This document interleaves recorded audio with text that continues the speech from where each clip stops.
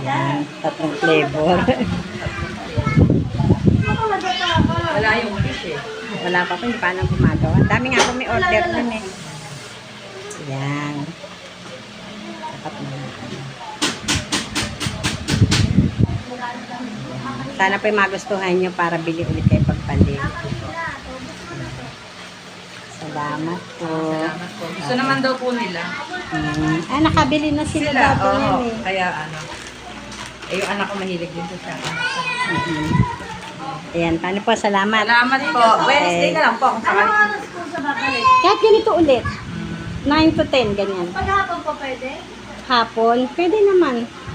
Basta wala lang bigla ang schedule. Message ka muna ha. Pagka hindi ako nag-reply, ibig sabihin busy ako ha.